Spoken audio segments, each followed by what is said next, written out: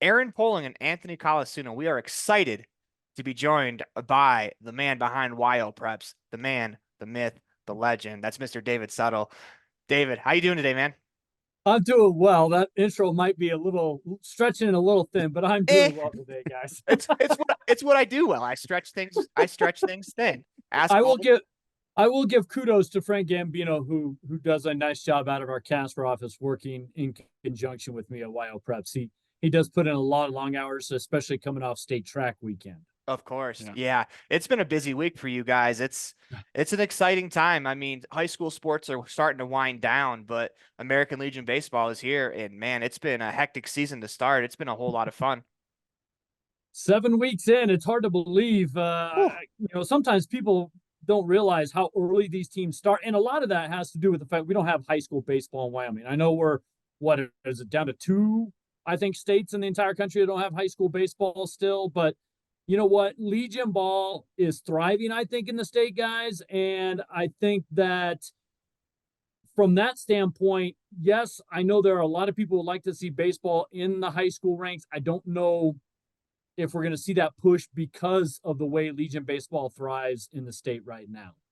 Yeah, and I mean, weather has a huge impact on that as well. If you think about high school baseball, it starts in March and April, and Yeah. there's not a real good chance over here in Evanston that we'd get in a whole lot of games. So I completely understand it. But back to your point about thriving in 307 baseball is thriving in Wyoming. I mean, we had the biggest game in Wyoming baseball history last year with the Gillette Riders taking on the Cheyenne Sixers with a spot at the American Legion World Series on the line just last summer. Yeah, that was awesome to be at while you guys were doing that broadcast. I was shooting video and photos in Gillette there. It was a fun time to be around and a great atmosphere that Gillette had up there for not one, not two, but 3 years. Now the AA Northwest Regional moves on from the state of Wyoming, but it was exciting that knowing going into that game, we were going to see history made because we were going to get our first team to the Legion World Series in Shelby, North Carolina. And shout out to Cheyenne Post 6 because they represented Wyoming in the Northwest region very well. I mean, you think about it, we've had a couple of national champs recently with Idaho Falls, and then Cheyenne makes it to the Final Four. I mean, Northwest region has had some success recently at the Legion World Series. And again, kudos to Ty Lane and that group over there. They did a fantastic job. And shoot, if it's not for a fluky hit here and there and a couple of other things, they might have been in the final game. Yeah, absolutely. And speaking about last year and Cheyenne, what was with this team that just, kind of helped the future of American Legion baseball in Wyoming? I just think, Anthony, one, you had star power. You had, guys that were Division I commits and or signees. It helps when you have a Coulter McAnally who's got the range at shortstop and the arm strength, but can get it done on the mound. I mean, 2 seasons ago, he was the player of the year and pitcher of the year in AA. There was an argument to be made. He should have been that again last year. I'm not knocking Bradley Feaser. He had a fantastic senior year. Really, Feaser, the pitcher of the year 2 seasons prior to that, had kind of an off year his junior year. Good by a lot of other pitchers' standards, but maybe a little off year for him as junior. Really came back strong. So he did earn and deserve that pitcher of the year award. But when you have those two type of guys combined with other guys that know their role, a guy like a Julian Tafoya who can come in and pitch for you, but does a great job as a returning college guy. I think that's something that Post 6 has done well, and you're starting to see that come around in a few other programs around the state, is these college guys coming back as eligible 19-year-olds can really benefit a program. And we're seeing that, probably more, I'd say, in the last 5 to 10 years than we did prior to that. Obviously, the rule change was a little something that had to do with that. But I'm just saying in the last 5 years, I think it started to pay some bigger dividends for some of these top programs. When they do return a college guy, it makes an immediate impact. He kind of, those type of players, in my opinion, guys, raise the bar in your program. They've already seen what it takes to compete and play at the college level. Now let's come back. And I don't want to come back just to say I'm part of the program and hanging out with the boys. I want to come back and compete at a high level myself. And I think that's why you saw Cheyenne do something like that. So I mentioned the star power, but then they had a couple of college returners that came back and really helped them. A guy who really didn't play a lot of college ball was Caden Anderson, but he's a quiet senior leader behind the plate for that Cheyenne team. I thought between Tafoya and Anderson, combined with some of the other veteran presence that Cheyenne had, it was the right mix. And I'll be honest with you, they might have been more talented the season before with guys like Kostopoulos and some of the other guys that they lost when they lost that championship game. And Idaho Falls had to come back and beat them twice in Gillette. And I was at both those games. They might have had actually more studs on that team. But last year's team learned from their mistakes and knew what it took to compete at a really high level. And I think you're starting to see that kind of bump up at the AA level. A's starting to get there a little bit as well. You got kind of a learning curve, I think, for some of the newer programs. So there's a lot to be said. That's why I think Legion Baseball is thriving in the state. And that's my opinion. Maybe not everybody agrees with that. That's cool.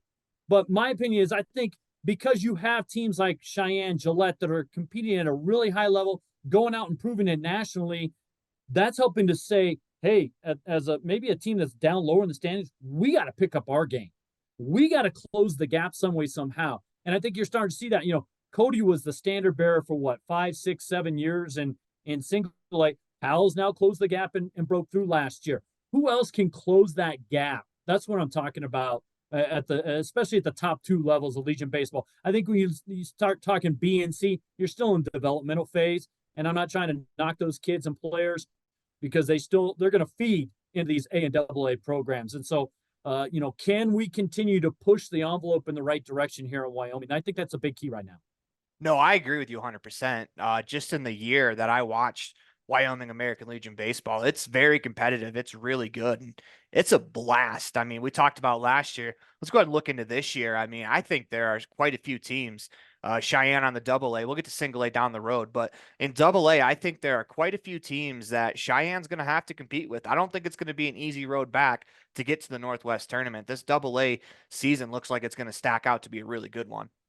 Well, you got a lot of teams returning a lot of talent, and it begins with Gillette. The Riders have a lot of guys back from that team last year. I know they were disappointed in how things ended at the state tournament, but because I think they had their sights set on playing Cheyenne in the championship. Kudos to Casper for taking that step and getting back to where they had won it in 2019 in Gillette, ironically. But Gillette's got a lot of guys back. And, you think of guys like Grayson Sargent on the mound or Riley Schilling who can do it on the mound or in the field and at the plate. Dominic Hecker is off to an absolutely fantastic start for the Riders and Nate Perleyberg. Guys like that. And Hecker's a great example of it. Guys that have seen their role go from kind of small to all of a sudden, boom, they just explode as a veteran guy who's been through things for a year or two, and they've learned from, hey, I didn't do it right this time. I didn't do it right this time, but I learned from my mistakes, and I continue to get better. That's that hunger and that drive I think you're starting to see from baseball players in the state. So Gillette's going to be there for sure. I think Casper returns a little bit more than I had anticipated. I think they got some college returners back. Plus, the Drillers help fill that program, at the A level to the AA level. But, guy like Holden Christensen's off to a good start at the AA level. I think Casper's going to be in that mix. I think Laramie will be there, returning 3 college guys, including Brandon Chavez. I know he's only pitching this year, which may let the cat out of the bag or not. I know you guys have discussed that a little bit, but I knew that a while ago. I didn't want to say anything. But I think the Rangers are going to be okay. I think they're going to be in the mix. They've gotten off to a slow start, and I think some of that's been because it's kind of been start, stop for their season. But once they hit last weekend, if the weather can help out a little bit, because they've had some games scratched because of weather, and that's what I mean by that start-stop schedule over the first month. I think from going 4-0 last weekend at a tournament where they struggled at last year, going 2-2, and they were lucky to be 2-2 last year, to go 4-0 is a statement that, hey, let's compete at a higher level more consistently and not drop down to our level of competition. So Laramie's going to be there. You can never overlook Sheridan. 1, they always have great talent in that program. 2, the Jets feed into the program. You got some guys returning. I think of the Hamrick brothers right off the top of my head. Tyler Reeson's a kid to watch out for. They've got some pitching.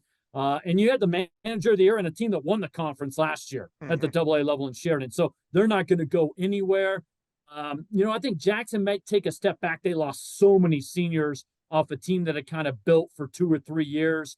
But Jason Huggins is a longtime manager, veteran guy that knows his way around. I've seen them actually pull out a couple wins that I hadn't anticipated early on. So, they'll still be there. I think you're starting to see Rocky and Rock Springs start to turn the corner a little bit. So, you're looking at some things there. And the Hawks and Brad Barker, I know they're always kind of going to play second fiddle to the Sixers in the Cheyenne Legion program. But I tell you what, they got some guys that can play. I think their first year at AA last year, of the 3 that they committed to, I think really helped them understand the level they've got to play at. And now they're starting to go out and beat other type AA programs around the region. And they're starting to play with and really drub single A teams. So the Hawks will be somebody that and heck, they've already split with Casper in a conference doubleheader. So I can't rule out the Hawks. That's why I think AA is going to be a lot of fun this year. Yeah, Anthony, you got to love a broadcaster willing to keep the competitive advantage for his team, trying to keep that cat in the bag as long as possible. But hey, when you got a weapon like Chavez, I mean, I wouldn't talk about it a whole lot either. But let's turn towards the Laramie Rangers. It's a team that I saw on Sunday, and they took it to Evanston in that tournament. And I thought they had a pretty good tournament watching a few of the games that they had. Let's go ahead and discuss the Rangers real quick. Well, it's a veteran team. You lose 2 guys out of the regular lineup, and 3 overall. So Mason Branch is gone, Griffin Webb's gone, and then Reese McIntyre is a guy who played in the outfield a little bit, did some pinch running, pinch hitting, things like that. But you get a huge presence on the mound back. Brandon Chavez was one of the guys up for pitcher of the year last year in the state. He set the program record for strikeouts in the season. He's got to adjust a little bit, I think, coming back from college. 1, he's got some different coaching, but 2, he was in a completely different role as kind of a reliever, a long reliever type guy. So he's in a different role. I think that's going to take him a little bit, although it sounded like he pitched well Sunday against Green River. But then I think Sam Hoyt's a guy that, threw 39 pitches in 3 innings to beat Evanston. You don't see that too often in a one-hit shutout. He's going to be kind of the number 2 guy. I think that right there puts Laramie in the mix when you have a 1-2 punch like that on the mound that at any point in time can shut down opponents. Now, you've got to go out and obviously pitch consistently, play consistently, pound the strike zone. And I think some of the start-stop to the season has impacted them more so on the offensive side than pitching and defense. I know Aaron Lozano's happy with what he's gotten out of his squad, pitching and defensive-wise. And I think case in point, I looked to the 3 games that they played against Cheyenne last week. 2 conference games were 7-0 and 5-0. The 9-inning game was 8-3. Laramie did not have great offense. I mean, I'm going to throw the Rangers under the bus here in the Cheyenne Conference doubleheader. 28 strikeouts and 2 hits in 2 games. That's atrocious. But I've seen games like that, instead of end up 7-0 and 5-0, end up 20-0, 18-0. 15-1, things like that. I've seen those games get way away from the Rangers in the past. That's where I think they've improved this year from a pitching and defensive standpoint. And they did have some mistakes, pitching and defensive wise, in both those games of the conference doubleheader. Their offense has to come. I think that's going to be there when they get more consistent rhythm of the season and more consistent at bats, game in, game out. I think they did correct a few things 2 nights later in the single 9-inning game. Now, Laramie won't see Cheyenne for a long, long time. I know they've got the Hawks this week in a 9-inning game, but that's different. And I know the Sixers played a different lineup than they did in the conference games. So I'll tip my cap to the 2 pitchers in that conference doubleheader because Corey Williams and Marcus George were absolutely dominant and fantastic. But I think the score just didn't get away from Laramie where it has. Even in that 9-inning game, Cheyenne wins at 8-3.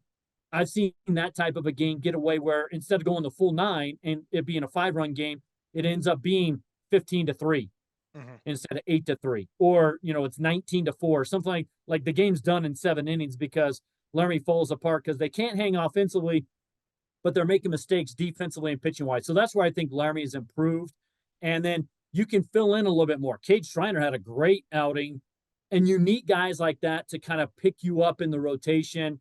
I think he beat Rock Springs, and I know Rock Springs is not Cheyenne Post 6, but for a young guy who's new to the AA level, that can boost somebody's confidence.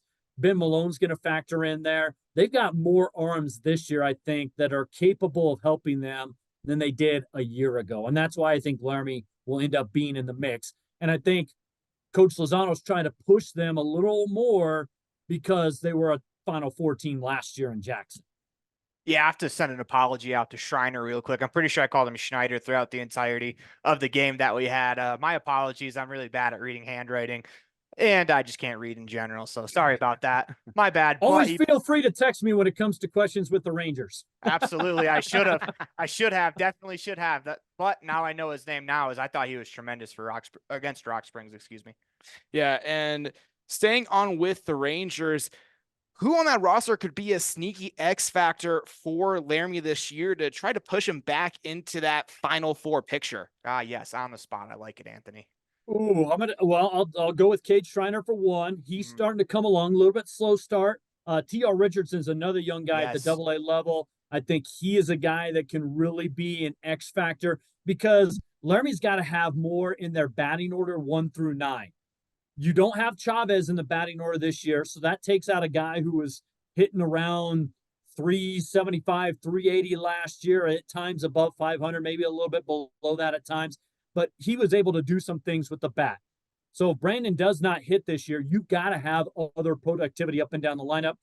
And I'm gonna put another guy in the spot in Diego Herrera. He's got to have a big year at the top of the lineup, setting things up. He was a guy that was good in the 2 spot last year. Now he's adjusting to lead off. It's taken him a little bit, but I think Coach Lozano's starting to figure out where he can piece some guys. Where does Sam Hoyt factor in the middle of that lineup along with Ben Malone and Cade Schreiner in that 3, 4, 5, 6 area where where you're counting on guys to drive the runs in.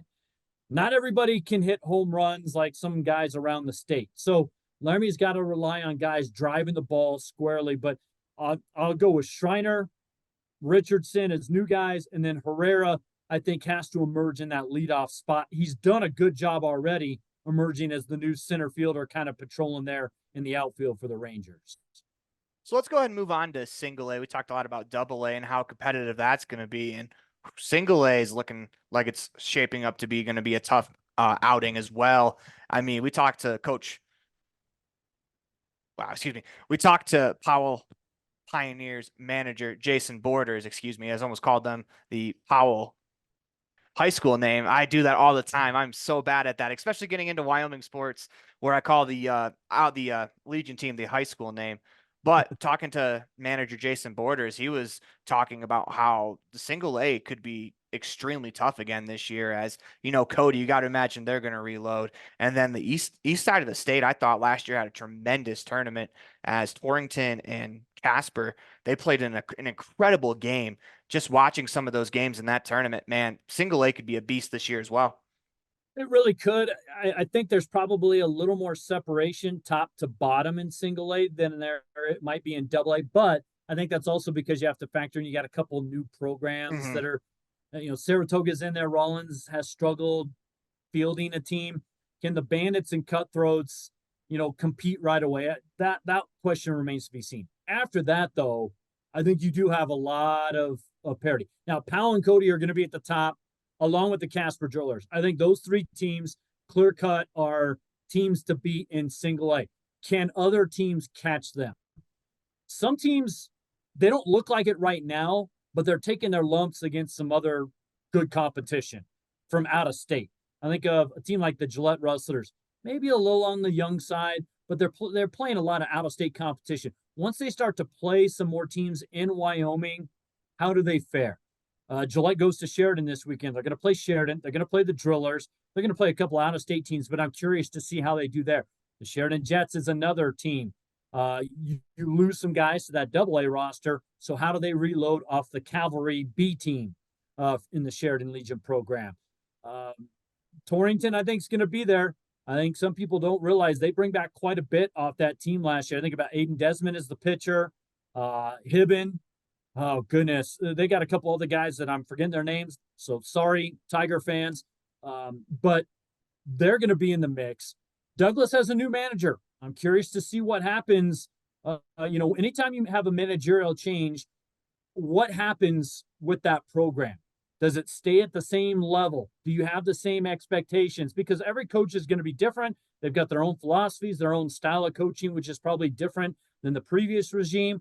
And that's not a knock on one regime or the other. It's just, that's just happens to be the case, guys. So I'm curious to see what we get out of Douglas. Cheyenne Eagles, basically a B team stepping into the A level. That's the third tier in the Cheyenne Post 6 program. How are they going to compete as a young group? Laramie moves their B team to single A this year. So you got 9 teams on the East now in single A. And that has to do with numbers in the program, which is good, but also age of guys. So you've got a little bit different on the East side. West side, how Cody are going to be. I think Riverton's proved something to me. I know that they're combining with Lander, and it's been Lander the last 2 years. Riverton, Lander competed at the A level last year, I should say. They decided, well, let's just combine our programs for Legion, and then I think they've got a different thing going up there in terms of other baseball in the state. But I think combining those programs so that they can compete at the A level was a good thing, and I think you're seeing some good results early on there. At least they're competitive. Especially when you have a year where you're not at the single A level and competing in kind of a BC schedule. You always want to see how competitive you are early on. And what I think they're a game above 500 right now after winning earlier in the week. So Riverton, I think, will be an interesting one. Lovell, they've got some guys back off that team last year. How does Mike Jamieson squad? Because, the unlucky thing for them is they're in the same dang conference as a pretty good Powell team that's the defending champs, and Cody, who's been there year in and year out. And obviously, Powell had to come back and win twice to beat Cody for the title last year. So everything still runs through Park County between Powell and Cody. But Lovell, I think, can be in that mix. Green River's an interesting one to me. I like Ben Lale as a manager, and I don't always see the Knights too much, but they always seem to, at some point in time, find a way to be in games and win games when maybe they shouldn't. And I think that just speaks to their fundamental base and the type of expectations and the style of play that they have and how they aspire to play day in and day out. We got to all remember, we're dealing with young kids, right? Mm-hmm. We're still dealing with 15, 16, 17, 18-year-olds. And yeah, I know 19-year-olds might have played in college, but you're still 15 to 19. Man, I remember being 15 to 19, and I didn't always focus up the greatest. So, I will say this much. I always kind of temper my expectations because, guys are going to make some mistakes. It's human nature. I made mistakes earlier today in my job, and I'm 2.5 times older than these kids. I'm not going to date myself too much, but my goodness, it's been a long time since I was their age. So you're going to have mistakes. I think the biggest thing in Legion baseball in this state, whether it's A or AA, is how do you deal with those mistakes? Can you put it behind you right away and continue on and play at a consistent and a high level? Or do you dwell on it and does one mistake blow up into 2, 3, 4, 5 mistakes, and all of a sudden everything's gone chaotic and you can't get that focus back? That's a tough thing for young guys like this.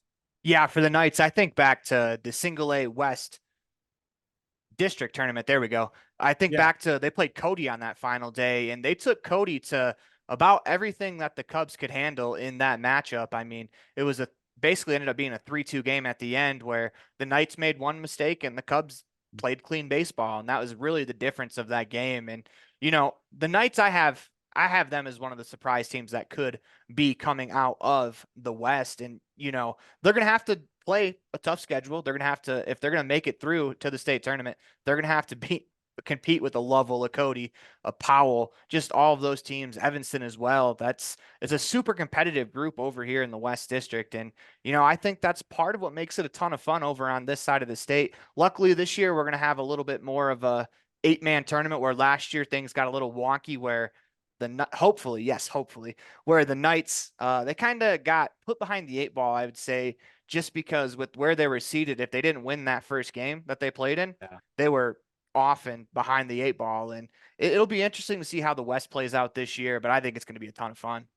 Well, and that's kind of the difference between the two. I mean, the West's going to play a district tournament. East is playing a different type of situation in terms of their setup, in terms of conferences.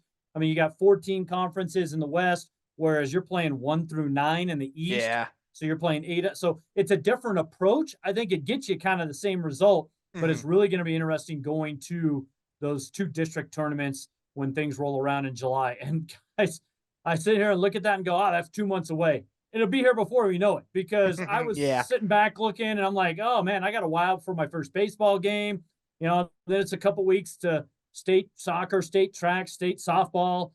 And then all of a sudden I'm like, oh yeah, we're done with high school sports. We got all-star games, baseball and rodeo going. And oh yeah, I need to start planning for August when high school rolls around. That's still 3 months away. So the district tournaments will be here before we know it. The season goes by. Oh yeah, really for fast. sure. For sure. You would think 80 games would take longer, but it really doesn't. No. And looking at the single A, especially for, Riverton and Lander combining forces and some of the programs moving up to single A, what are some of the advantages for those young programs out there and how they can make some noise in single A? Well, I think it goes back to the mistakes. Again, you're going to have those errors. Guy's going to miss a sign. How do you deal with it as a player, as a coach? How do you deal with it as a teammate? Do you just throw your buddy under the bus and that creates friction in the locker room? Or do you say, hey, forget about it. Let's move on. It's a mistake. Let's not let that wreck this game. That's the biggest key, I think, especially for these teams that are in the A level for the first year, because you do have maybe some younger guys that haven't gotten that competitive juice. And I talked about the fact that Laramie moved their B team up to single A this year. Some of that has to do with age, but also some of that has to do with how competitive is your program below feeding the varsity. I hate to put it like this moniker, but how competitive is your team playing in terms of a schedule, and what's their fundamental base, and what's their development at the B and C level to feed that varsity team? What are they doing at the JV to feed that varsity? What are guys doing to improve their games in the offseason? And that's always the X factor when you start a new season. Now, like I said, I know we're here in the middle of week 8, which seems like a lot, but we still got 2 months till state tournaments roll around. So there's a long way for guys to improve.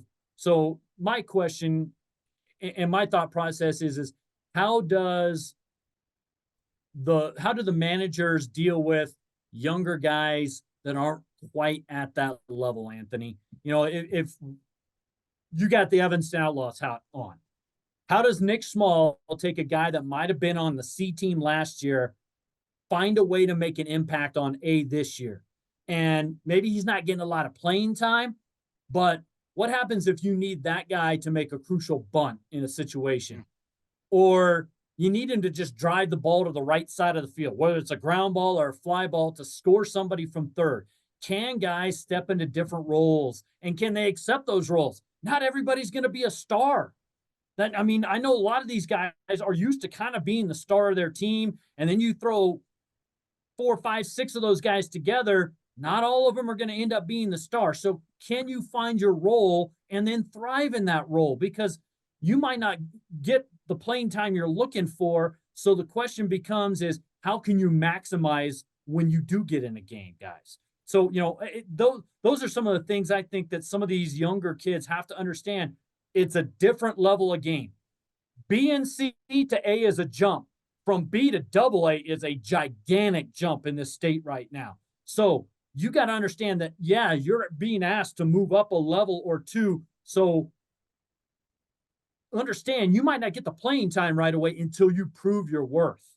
And I think sometimes, 1, patience by a player, 2, patience by a manager, and 3, maybe more than anything, patience by mom and dad. Because I think if the player and coach can have that right relationship, and they go, are you really going to beat out this guy, or this guy for playing time? And the player goes, honestly not, but they're hearing something different. Messages to mom and dad, sometimes you got to wait your turn. I know, trust me, I've been in a parental role where it's like, yeah, my kid could be doing better. Well, guess what? Maybe not in retrospect. As a dad who's kind of been through it, maybe not in retrospect. Maybe I was the idiot and the dumb person who was thinking one way, but it really wasn't reality. And so can you have that player coach relationship that really can carry your team along? Sometimes I think early wins and losses are overblown. Can you get the development and chemistry and progress of your team going in the right direction so that by the time you hit that regular flow, even if you're starting late, because I think of Rollins and Saratoga in this aspect, they don't play their first games till this weekend. Even if you're starting late, can you find a way to get in a rhythm by mid to late June where then you're seeing some better gains in terms of progress?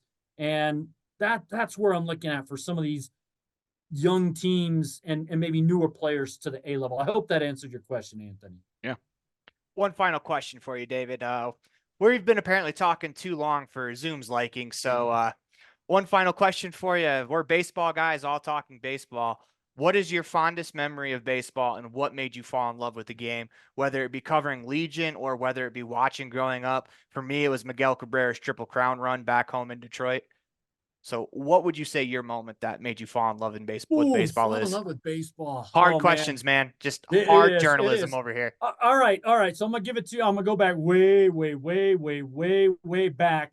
I was a Cardinals fan. Still am a St. Louis Cardinals fan. We didn't have the Rockies back in the day growing up in Colorado, where I'm from. But I was a huge Cardinals fan. Still am a huge Cardinals fan. Willie McGee's catch at County Stadium in the World Series against the Brewers, robbing a home run. And then that was in 82. Cardinals went on to win the World Series. We had some painstaking losses to the Royals and Twins. The Royals game will always forever live in infamy. He hit the base, blown call by the umpire. Dang it. Yeah, it still Nope. rubs in my craw a little bit. Oh, absolutely. It should. It should. As it was, I don't have any impact on those games. So just putting that from a fan's perspective, that's kind of when I fell in love with it. And then, guys like Willie McGee, Vince Coleman, Ozzie Smith. And then I moved on to the kind of the next tier of the Cardinals when I was still a youngster, Ray Langford, guys like that. I like the game of baseball from a traditionalist standpoint. I understand what major leagues did with the pitch clock and the DH for everything. Yeah. That I don't care because you can DH in Legion baseball now, but I'm more of an old school National League guy. Let the pitcher hit, see what he can do. You know what? Make him show that he can bunt the dang ball or swing the dang bat.